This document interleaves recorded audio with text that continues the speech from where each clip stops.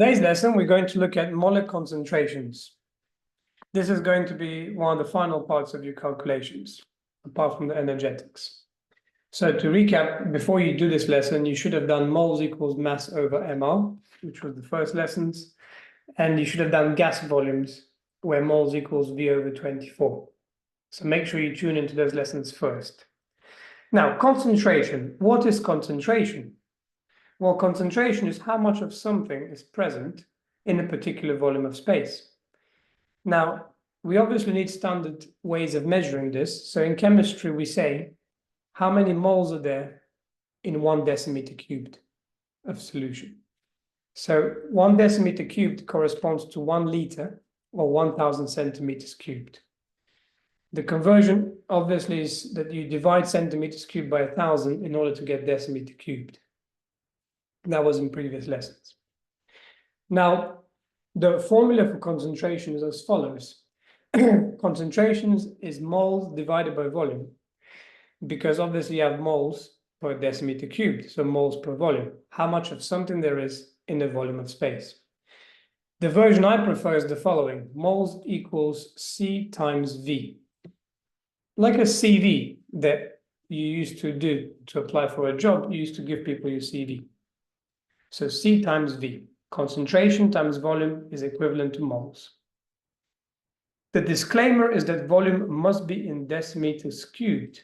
So probably 90% of the time, they're going to give you centimeters cubed. So you will need to divide the volume by 1,000 before you put it into here. So some people like to say moles equals CV over 1,000, if this is in centimeters cubed. Now, this is the triangle for those of you that prefer it. So moles is NCV. We're now going to practice just applying this concept to these building blocks, as I like to call them, to calculate concentrations and moles using the new formula.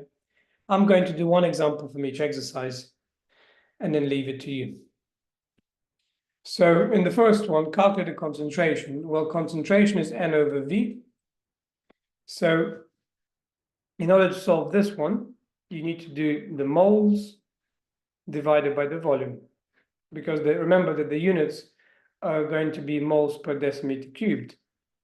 So in the first one, we're going to do 0.1 divided by, now this is the catch, the 200 centimeters cubed has to be divided by 1,000 first, which gives you 0.2. So that will give you 0.02 moles per decimeter cubed.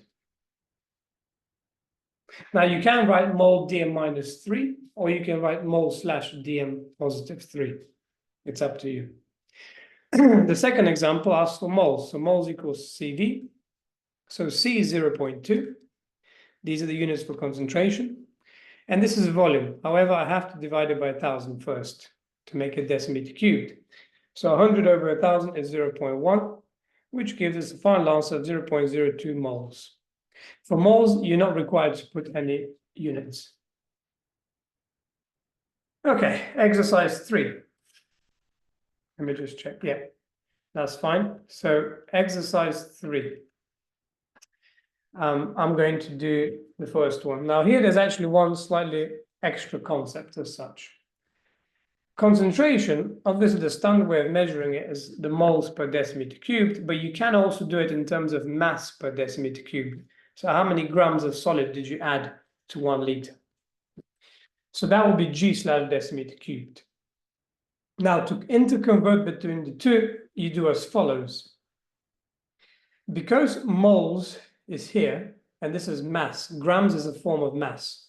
If you remember the formula moles equals mass over mR, then mass equals moles times mR. So moles times mR. So look, you already have moles. The per decimeter cube doesn't change on both sides, so you don't need to worry about it.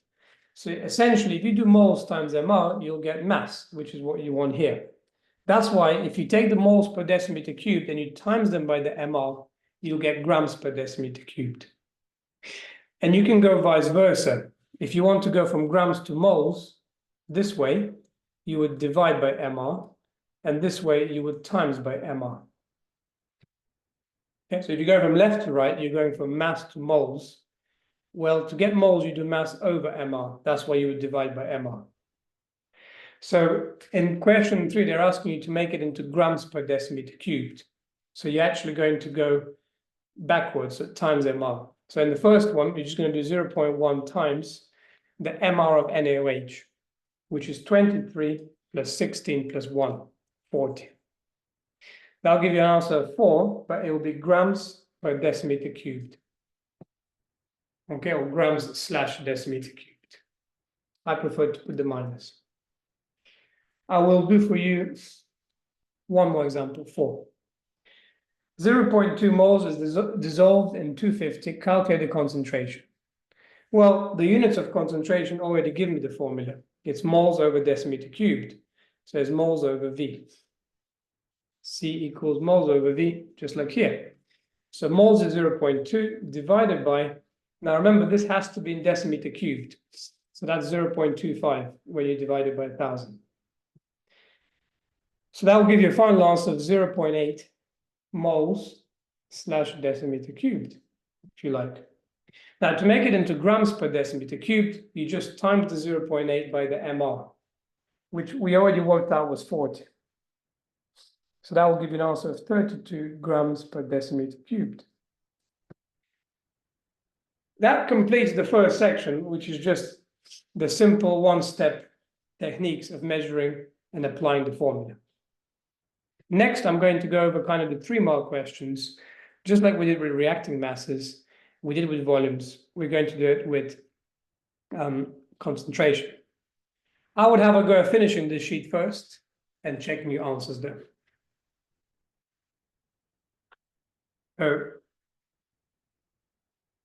if I go to the next sheet, titration calculations, I'm going to demo 2 questions. One from here, and I'll do one from a past paper. So the steps are actually given to you here. I like to call them Mr. C. Okay, if you're looking for concentration. If you're looking for volume, it's technically Mr. V. However, don't confuse that with gas volumes because it's a different formula. So what I'll do is I'll do for you these 2 questions and then one from a past paper, just so you can see both. Let's start with Mr. C, the classic Mr. C, calculating concentrations. So it's very important you read what the question has given you. So they've talked about sodium hydroxide, which is this one on the left, and they've given you this. Now this is centimeters cubed, so it's volume. This is mole per decimeter cubed, so it's concentration. This one is the acid and its volume. And we're looking for the concentration of the acid, this one here. So step 1, moles. Moles equals CV. This is the new formula we learned in the previous part. So C 0.2. Now V is 25 over 1,000 because it has to be in decimeter cubed. That will then give you moles. So if I put that into my calculator, 1 second. 25 divided by 1,000 times 0.2, we get 0.005, or 5 times 10 to the minus 3. The second step, like it's been in the previous examples, is ratio. The ratio is 2 to 1. Can you see there's 2 of this and 1 of this? Therefore, because we just found out this one, we need to halve it. So we divide that by 2, and we get 0.0025.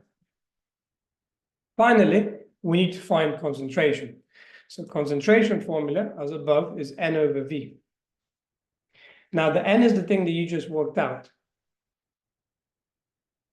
Now the V is the V of the thing that we're looking for. So don't make the mistake to plug in this V. You got to plug in the V of the acid because we're looking for the concentration of the acid. So 28.7 over 1,000. So 28.7 over 1,000 would actually give us 0.00287, I believe. We'll just check. 1, 2. No, I put too many zeros. Apologies.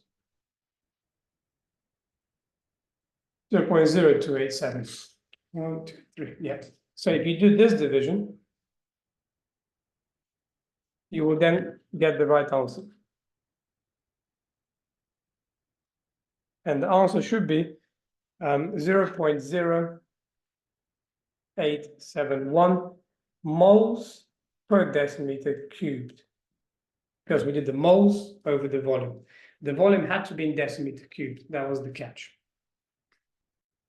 So to recap, you find your moles with a new formula. You do your ratio like in all the previous questions, which should now be easy to you. And then whatever the question is asking, if it's asking for concentration, you do C, moles over V. If it's asking for volume, then you would have to rearrange this formula for volume, which will actually be V equals moles over C. I will show you that with number 1 as the example. So 0.1 sulfuric acid volume, that's what we're looking for. I'm going to put a box around it.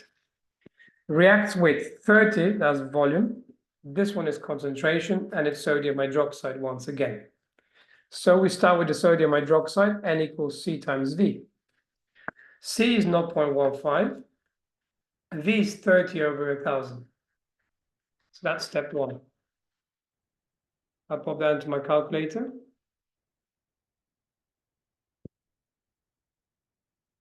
I get 0.0045.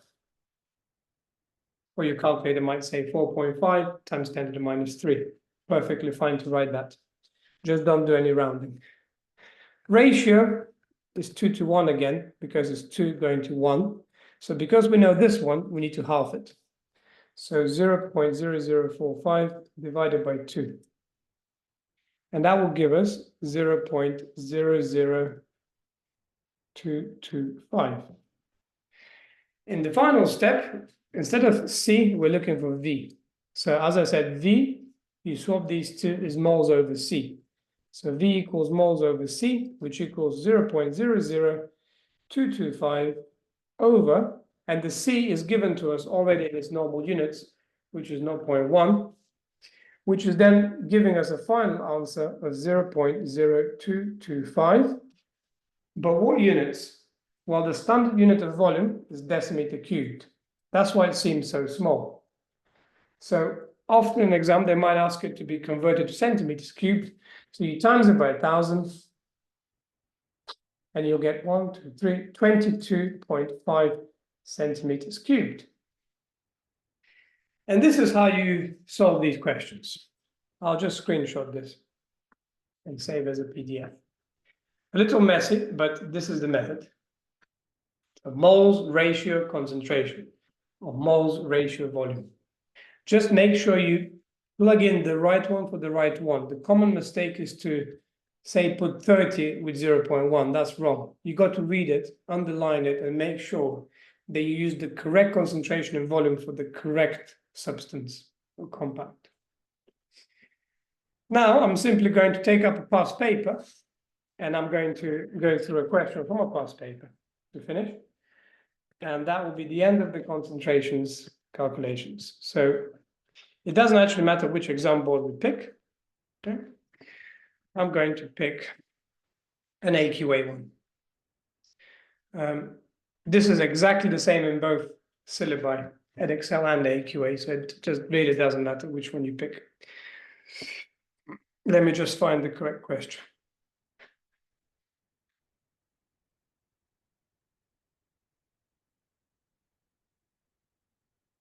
Okay, I found one. This is the 2022 paper. All right, so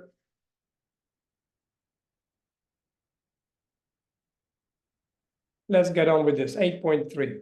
I'm just getting my calculator ready so it can be smooth. Okay, now remember that the actual titrations topic will be a separate unit that I'm going to teach, where I'm going to go over the equipment, how to find these volumes, how to find mean titers, concordant results, all these things. Now we're looking just at the calculations. So I already know if it says concentration that we're looking for, and I see these units, I know I'm going to be using N equals CV somewhere, and I know I'm going to do Mr. C, moles ratio concentration. Those will be my steps.